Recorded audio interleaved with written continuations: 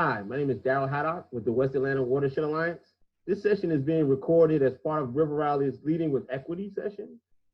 I work with the West Atlanta Watershed Alliance in Atlanta, Georgia, and our organization has been working on equitable water issues for a number of years. And this, we intend to be a conversation with my partner, Jennifer Arnold. Jennifer, you may want to introduce yourself. I'm Jennifer Arnold with Reciprocity Consulting based in Tacoma, Washington. And my background is in natural resources, but I've always kept front and center equity, who's most affected and how can they be involved. And in the last number of years, putting a fine point on anti-racism work as well and how that can be integrated.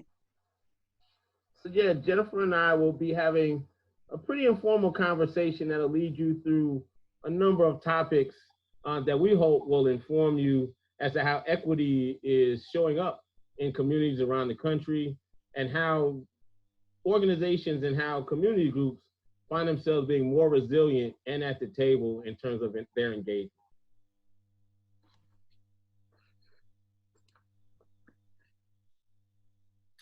So we want to emphasize that equity is both an outcome and a process. And sometimes people really focus on the outcome, which is extremely important. That's where we want to go.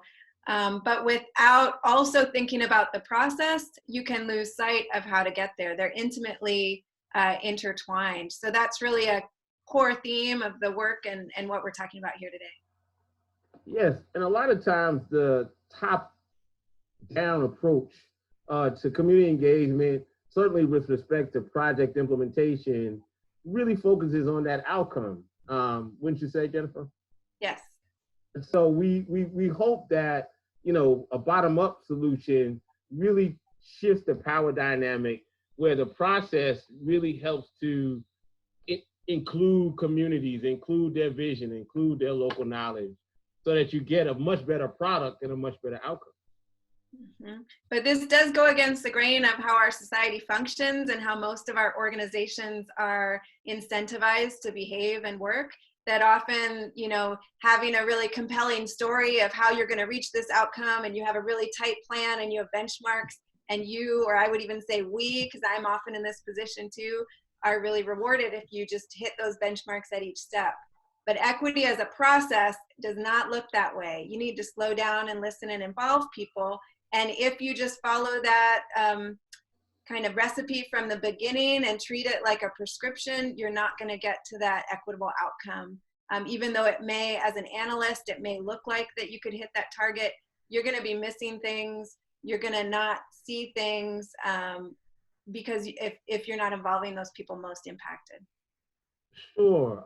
I think for what I've seen on the ground, especially here in Metro Atlanta, is that our municipality really engaged in a communication strategy and probably less of a broadly termed outreach strategy. And so they would message when, you know, they would have a public meeting, or they would message regarding when projects were supposed to go online and that certain resources could be tapped into, but you didn't necessarily get invited into the participatory design.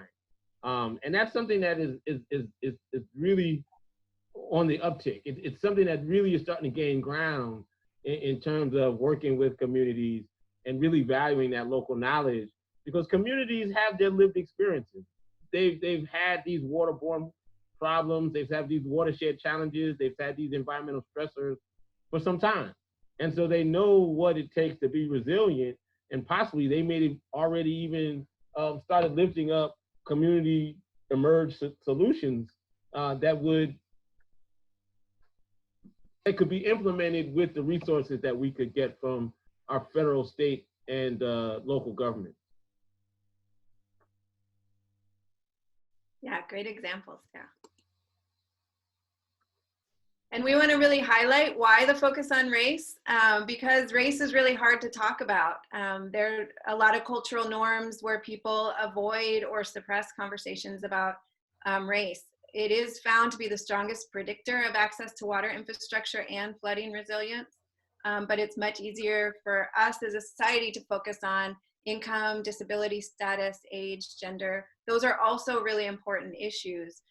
But our purpose really is to put a fine point on anti-racism and why and how to talk about race and make this a priority so we can really make some progress on this.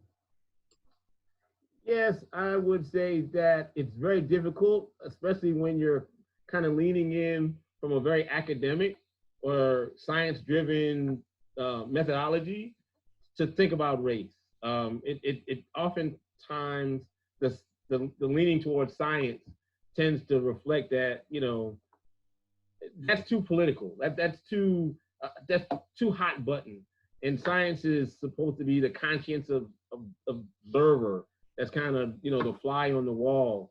But I think we have to start focusing on what the data shows, is that, as you mentioned, race is the strongest predictor, and there is considerable science that shows that. And so I think, you know, we as scientists can not attempt to avoid that data, you know, that we don't necessarily have to be objective. We can be explicit and say that the real science shows us why we need to address these in this manner.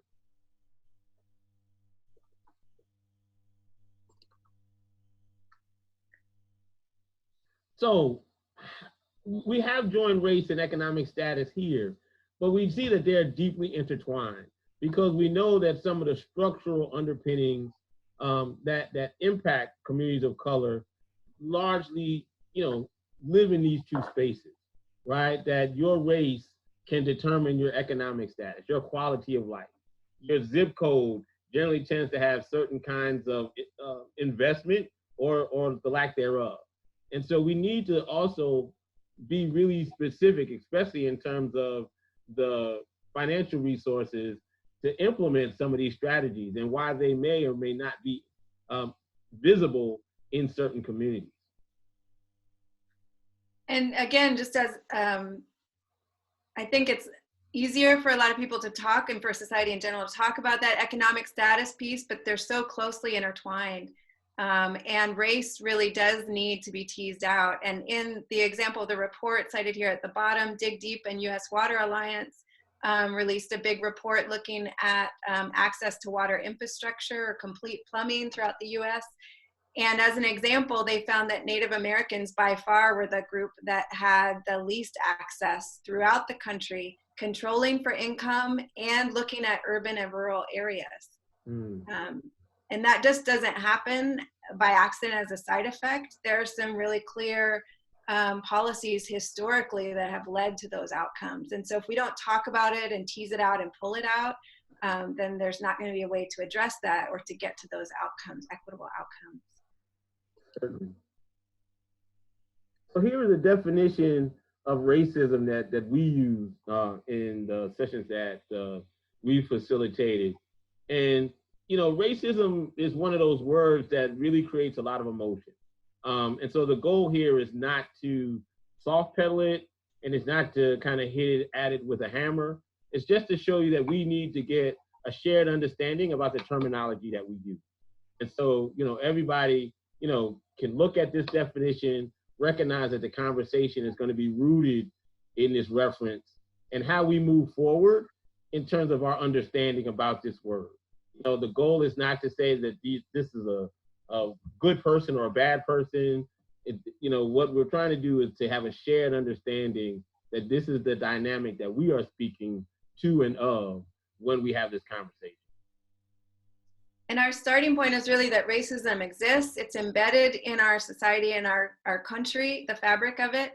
We're all live and breathe it from the time we're born. And so it's not like Darryl was saying that a person is good or bad because they say or do racist things or not.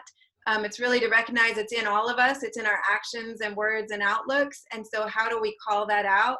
How do we understand how the things we may say are not individual things, but part of the system that advantages some and disadvantages others? And that's really hard to do when it's part of the air you breathe. It's hard to make it visible sometimes. And yet for other folks who are directly impacted by it, it's just screaming that that is the reality, that it's hard to ignore or not talk about it. But I would say, oh, go ahead. I would say one of the things that really speaks to institutional racism, as we're reflecting on this slide, is that people may question, how do people of color, you know, experience racism, you know, and how might that show up as a behavior because you are of the oppressed grouping. And what I would say is, trauma shows up in a lot of different ways. And so you can have the behavior that is manifested because of your lived experience in a institutional racist system that may have you behave in a way that doesn't allow you to recognize the oppressor, or you may model or mimic the oppression that you're experiencing in ways that allows you to potentially oppress others, even in your own race. And so I think the difficulty here is oftentimes the people in these groupings sometimes find it difficult to distinguish, and again, that's why we set up the definition to say that this is not necessarily about, checking and questioning the behavior itself. What we're trying to do is to show that the system sets this up, and then it's manifested, it lives inside of all of us, sort of like a virus. And so there are going to be conditions and preconditions that we experience as a result of this institutionalized racist system that we all find ourselves embedded in. And to just call out Dr. Camara Jones with the U.S. Center for Disease Control. She's a well-known leader in anti-racism work. And she uses the story of a gardener's tale to really highlight or pull this out. And the idea is that you can think of different races as different flowers. And if you have the seeds from a beautiful red flower and a beautiful pink flower, they have the same potential to thrive, thinking in the abstract of that seed. And yet if those seeds, if you look at the second photo, are really planted in different types of soil, if the pink flower is only planted on the less desirable rocky soil with less organic matter, less ability to hold the water, and the red flowers are planted in this rich, fertile, fresh composted soil, then you're going to see those differences in outcomes, and that people can internalize that as red is better, or in this country that, white becomes a normative that people try to reach.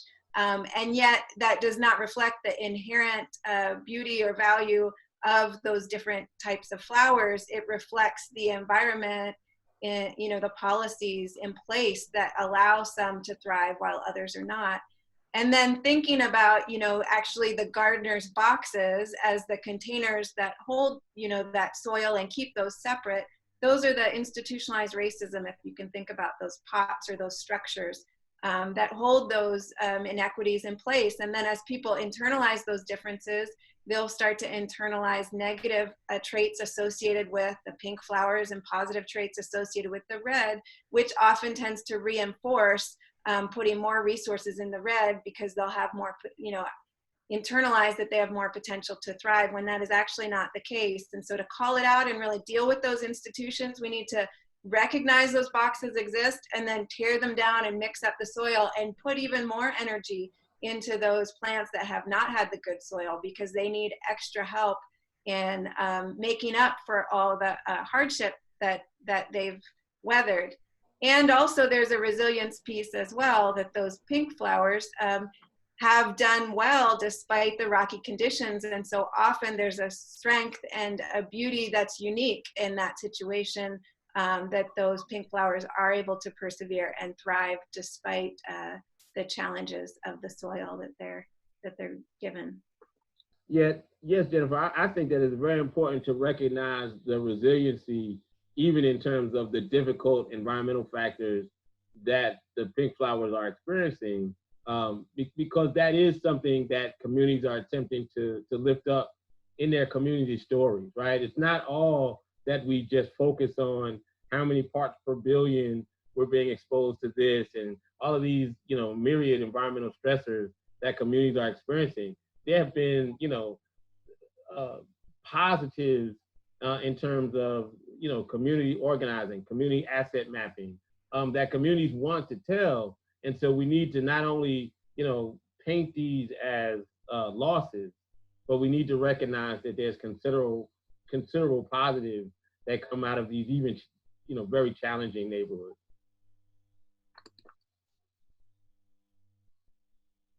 And so our goal really, and the framing of this session, is around how do we engage in dialogue about race and equity, specifically in the context of flooding resilience and water infrastructure. But really, as we've been saying, we need to be able to talk about it. We need to be able to call it out, the policies, the norms and practices. And some of those may be hard to identify and call out at first. So just the act of calling it out, making it visible, talking about it with people is important. Yes, I think that these bullets really frame the goals that we are looking to discuss throughout this presentation. But certainly we want you as a participant to reflect on these, take some time to really, explore in your own head, in your own heart, what each of these bullets mean to you and how you might see moving and advancing them as goals that you would take on in your personal development or your organizational planning. But again, thinking about that equity as a process and an outcome. So the relationships are really key for that process side of it. You can't just have it all planned out, yourself or as one person or as a lead organization. It really takes that engaging people, the relationships, and then keeping front and center that last bullet, that self-determination, that's really the goal. It's not doing anything for people, it's doing things together and really inspiring that self-determination throughout. Thank you. So we're going to go into some examples because this is River Rally and we are all water advocates. We frame this conversation not to be, not to stray away from the negative impacts of water that communities of color experience. And so we really wanted to tie this. So some of the next slides reflect some of the challenges that we've seen in many of the markets and many of the cities, the urban areas that River Rally has done some work and even visited. And we know many of you might be familiar with some of these examples, as many of us have shared these over the last few years. So the next slide highlights a group that really exemplifies, how communities come together and how they can leverage their local knowledge and their collective voices in discussing these floods. So we want you to make sure that you take a look at some of these groups, the photo credits, look at the work that they've done. But the Anthropocene Alliance is one of those organizations that have been on the ground, really trying to leverage community engagement as a way for communities to speak in their own voice. And you can see that reflected in the diversity that's been explored in this photo. These next few slides are reflective of work that we've done in Atlanta, directly resulting from flooding that we had in the year of 2009. This is the Project Creek community. This is one of the 3 watersheds that the West Atlanta Watershed Alliance is currently stewarding, but has done engagement work in for the last several decades. And you can see the impacts of the inundation of water that Metro Atlanta as a whole received during this 2009 flood.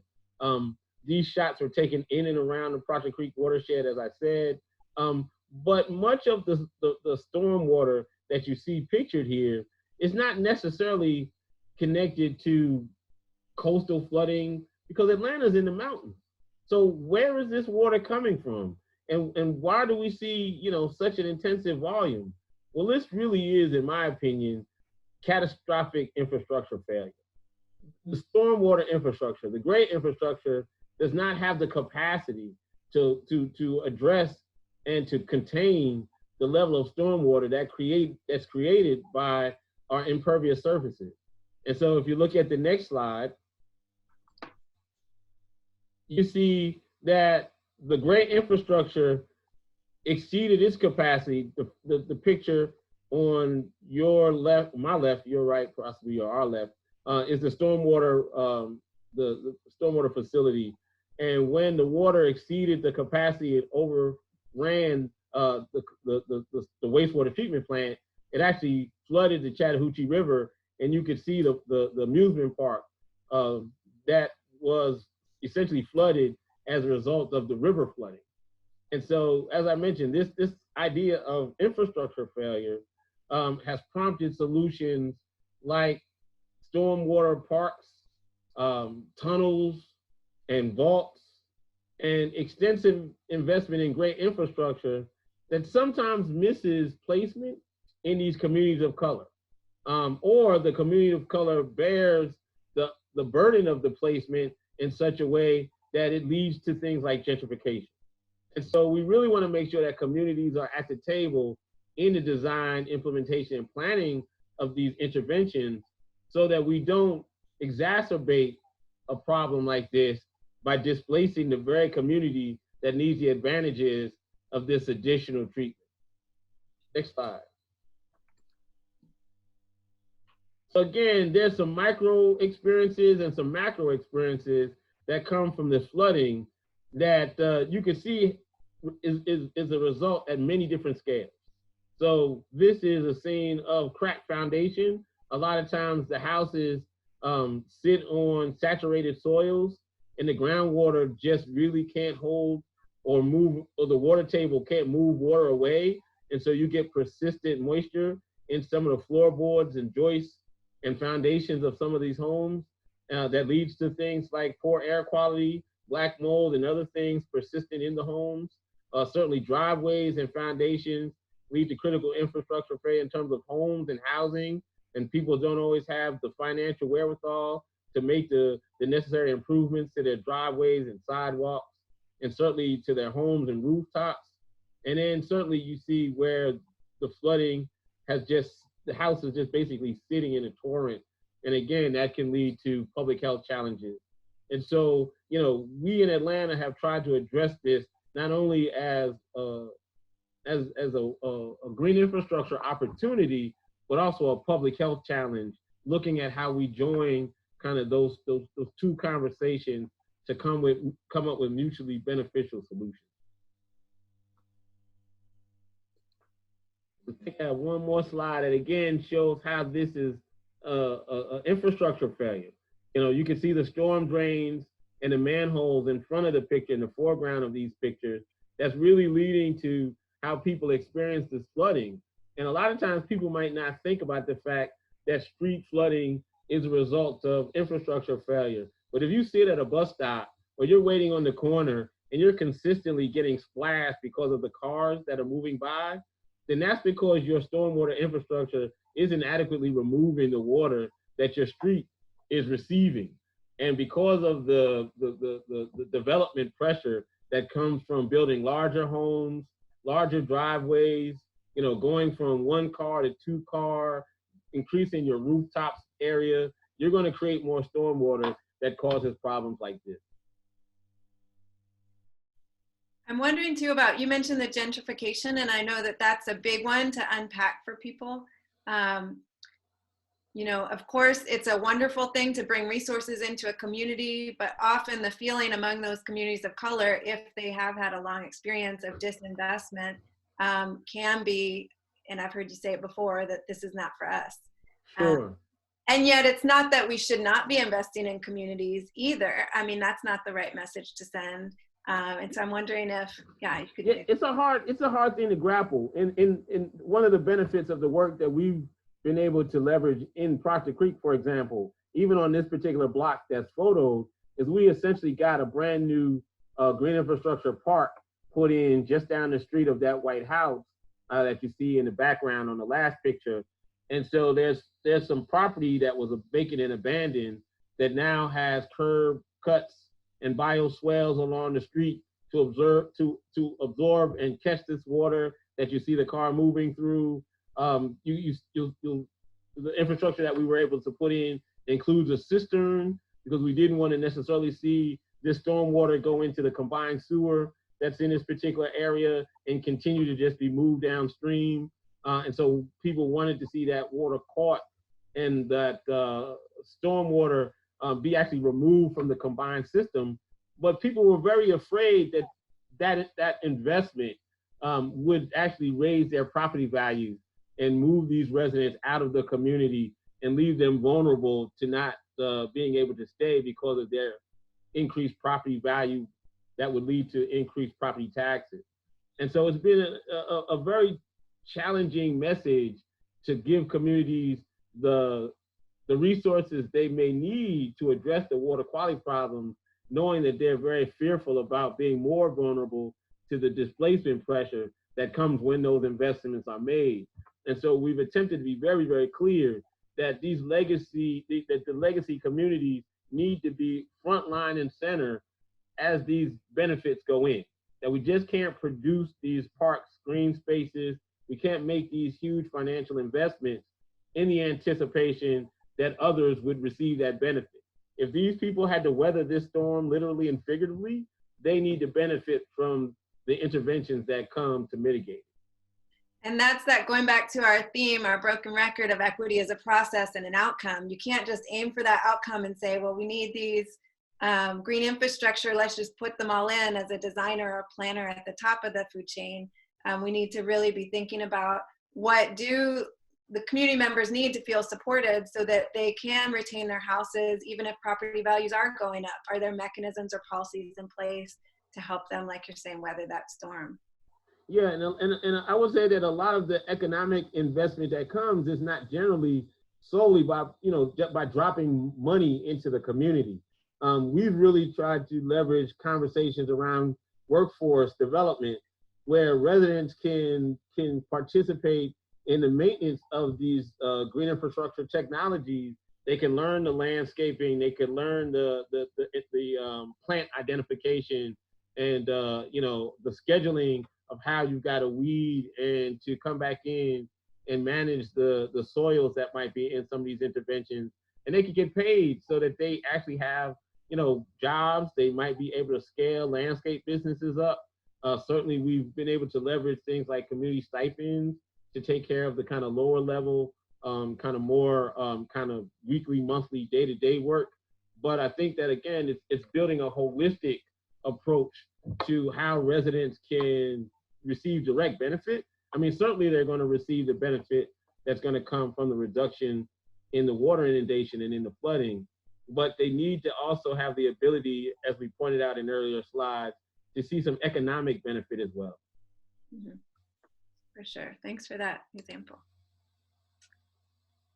We also have some resources at the end, and one of the other cases that we highlighted in addition to Atlanta is Camden, New Jersey. And really, again, looking at both what are the historic policies and practices that have led to patterns of disinvestment in the urban areas as jobs and higher level incomes and more affluent folks move out of the city into the suburbs, as the tax base shrinks then within the city, as there's aging infrastructure that then can't handle these types of storms or even regular storms just because of the aging infrastructure and the combined sewer system. And yet, what is that resilience piece? What is the strength of the communities that are there? And what are those opportunities to bring investment and to make relationships to really look at hopeful solutions moving forward? And I love the Camden example because one of the things that we saw when we visited the city was that workforce piece, they had a very good track record of showing how they were able to use local community youth in terms of that green infrastructure maintenance, putting in rain gardens, putting in bioswales, and really showing how the local youth became stewards of these interventions over time. And I think that that's going to be a powerful thing to glean as you look at this reading. Another one to highlight is a piece by the Smithsonian Magazine, and really looking at a community outside of Portland that was formed during World War II as more workers were needed for the war effort, and yet there wasn't enough housing, so people were coming from all over to work in these factories, and this housing went up very quickly in a matter of a very short time period. So not really well constructed, not thought out, really in the middle of an area that naturally flooded. So this really tells the story of that kind of that lack of investment. It was meant to be kind of short-term housing, but of course, people continued living in it. And once it was flooded, there was, you know, at this time, Portland and Oregon in general was very segregated. And there were because of redlining and housing policies, there were only really specific neighborhoods where people of color could live. And yet lots of people of color were attracted to this development. This development had about 30% African-American residents, whereas in the city at large of Portland, it was much lower. I forget the number exactly, but when this community flooded, then the remaining families that were there didn't have broad housing options across the city. They really could only live in those small areas that were redlined for people of color, which did not have available housing units. And so it created a real problem, and there were people who had trouble finding housing for quite a long time, people of color. And so it kind of tells this story of the dynamics of, you know, this history of housing policy and where people can live or not, and where the city has invested in infrastructure. And then this article also kind of makes that connection to gentrification and how some of those areas or pressures put on people of color who did not have the ability to kind of buy into certain neighborhoods or get a hold of, you know, investing in their own properties, how that's now, you know, as more investment is going into infrastructure, though a lot of the communities of color don't have that investment, don't have that stability in those communities, so they are, again, pushed out. But also, again, highlighting the strength and resilience that because this community was a mix of folks from all over the country and different racial and ethnic backgrounds, that an interesting kind of, it wasn't planned, I guess, it just happened that the schools there were really recognized for being very strong. And they had Black and white teachers that worked together, some of the rare examples of segregated schools by happenstance. But that for this article, they interviewed some of the residents from this community that went on to lead very successful professional lives to African-American residents. And they talked about how this early schooling and this very positive experience in this mixed racial setting really launched them into their careers and further schooling in a very powerful way that had a very strong impact on them. So just emphasizing these stories are much more nuanced also, although there are these really clear racial policies and practices that that have really clear outcomes. And I would just say, you know, in closing about this particular slide, that I think that it's powerful that, you know, to recognize that people do look at their experiences as having positives. And I think, you know, when sometimes, you know, we work on project management or this top-down approach to solution building, you know, we want to come in and potentially, we've got to fix that for these people. And sometimes you have to recognize the nuances, because there's some things about any experience that could be considered positive, right? And so the goal is not to alienate or demonize an experience to where, you know, folks can essentially line up against your idea, you know, because of the way you're framing your solution. And I think we've got to be very cautious as thought leaders when we come into communities. Oftentimes, we've got to think about collecting those stories, finding out, you know, what about these experiences, what's your perception about your own lived experience? And then this is how I could frame how I might be able to help you address the things that you want addressed and not undermine the things that you don't want weakened.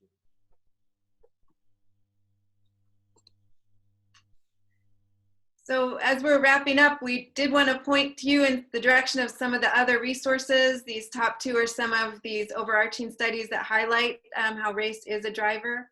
And then this is the article I just mentioned on Vanport and the Camden Roadmap.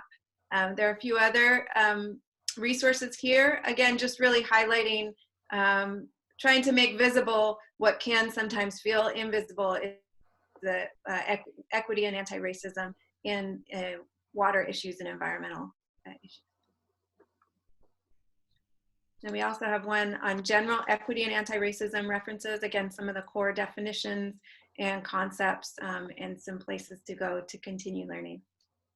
One of the things that I wanted to make sure we kind of concluded on was, Jennifer, how did you find yourself in this work personally and professionally? I know that you're a geographer. I'm a geographer too, by training. So what trajectory has you at this point? I grew up moving around the country a lot as a kid, and so I lived in different parts of the country. I grew up outside of Philadelphia, Louisville, Kentucky, outside of Milwaukee. I lived in New York City in the Bronx. I lived down in Tucson, Arizona, and worked with tribal communities there.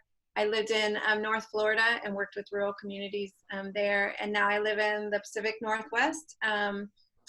And I think it's part of my personality. I've just always been drawn. I love people in every sense and all different kinds of people. So I've always been drawn to, I guess, get to know people and learn how experiences are different. And so in those different places, especially as a young child, really seeing some of the segregated places where I lived, outside of Philadelphia, living right outside of Chester, like blocks away from a historically Black neighborhood, where my dad taught, and yet being in a predominantly white neighborhood, and then moving to Kentucky, where I was in a white suburb, but bused into a downtown school, which was excellent. But even there, seeing the racial lines and the segregation within certain classes and programs in the school, and having some amazing people of color and white people as teachers and mentors all along the way, even guidance counselors as a young person in elementary school,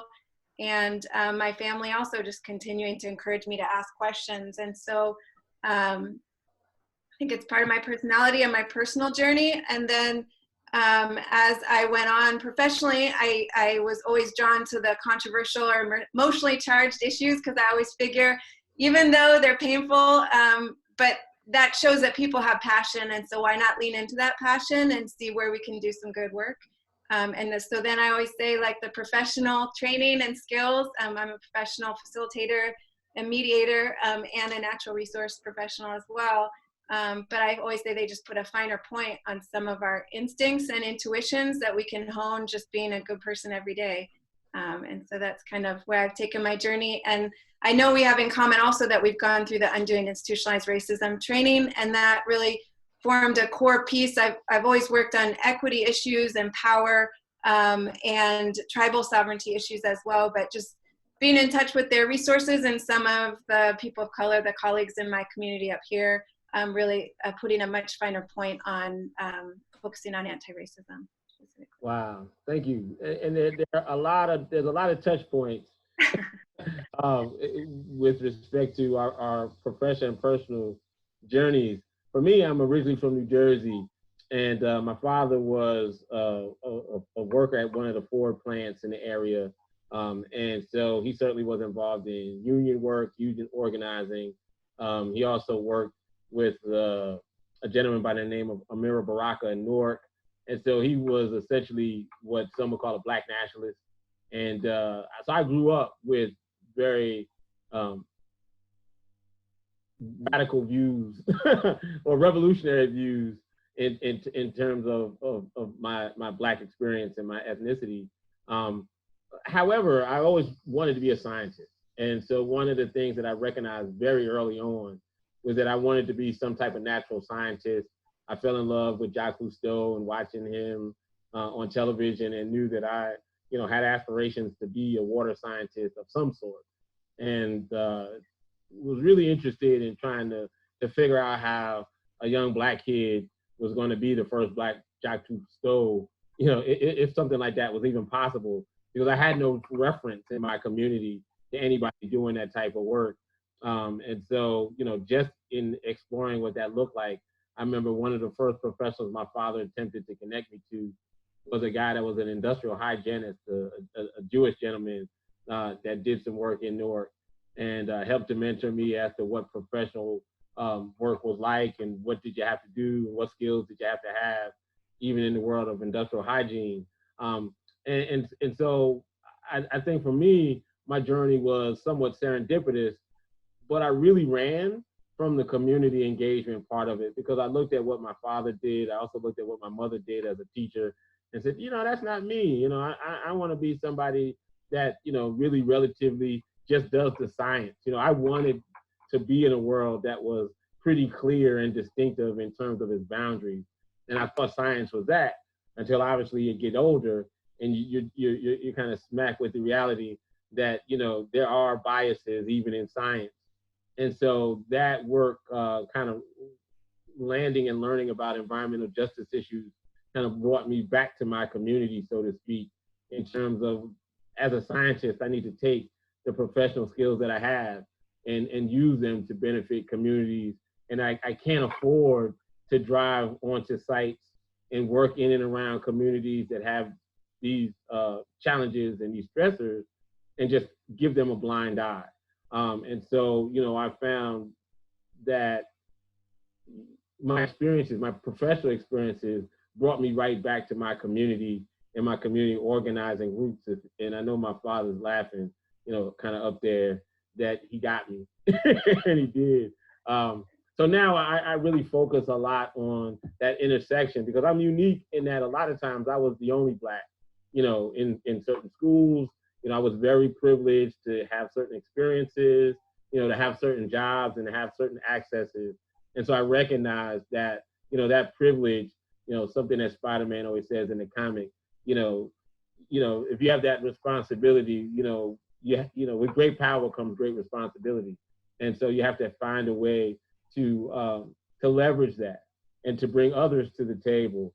And so I, like you, recognize that, I had a lot of wonderful experiences that showed me why it's important to use the positions that we currently have to facilitate conversations, even ones that are as difficult as this.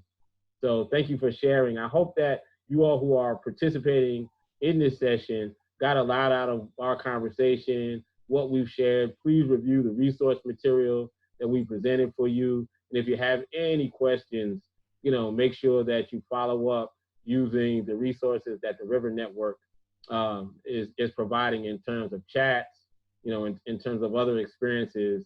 But the last slide we have is how to bring this home, right? Bringing this home and how to start the conversation and how to keep it going. So we know that we want you to, take that first step, challenge yourself, rest in the fact that you're not always going to feel jolly, and comfortable, kind of sitting in the conversations that we're proposing, and even in doing the work that needs to be done, right? But even though that step is challenging, taking that first step is challenging, it gets easier with each additional step. We also recommend that you do your own internal work, right? This is not about fixing, your organization. This is about building a beloved community that includes you. And so it's not about taking this and saying, oh, well, esoterically, or, that this is just about what I get paid to do. This is about recognizing that the internalized racism that we discussed is bad for people of color, true that. But it's also dehumanizing for white people, right? Because there are identities that you give up being in order to check the box. And so we challenge you to even do your own internal work to say, I want to be my best self. And are there things that I don't get to be? Are there things that I don't get to celebrate, in order to recognize the privilege that I have access to? I really believe fundamentally that that's where the change is. Yeah, and stretching beyond our own bubble and recognizing that this work, the experience of doing this work is very different for white people and people of color. And depending on the other privileges and positions that you have in life, for people who are feeling the brunt of the structural racism and other isms, it's much more impactful in terms of the trauma that you may be experiencing every day. And for white folks, it can be easy to not realize that and to be doing damage every day. And so the work is really different, can be different depending on where you are situated in the problems. And yet it's really important to keep going, to look for allies. If you do have relatively more privilege, put your neck out on the line more, to call things out and try to push it forward, but ask and be connected with people most impacted. So you know if you're asking the right questions, or so that you're open to feedback. And be brave and humble. You're going to get some feedback that doesn't feel good.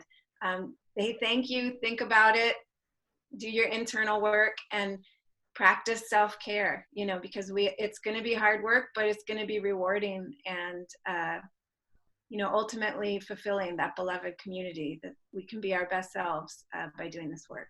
And that's why we're here. So we hope that you enjoyed participating in this session. We want to make sure that we explicitly thank you, that we recognize, and we hope you recognize, that this will take all of us to move the work forward. Our contact information is before you. And again, thank you for your time and attention to this wonderful discussion. And thank you, Jennifer. Anytime we can get together, I've always enjoyed the time that we get to spend. Thank you so much, Darryl. And thank you, EPA and the Urban Waters Learning Network and River Rally for making this possible. It's really important work to move forward.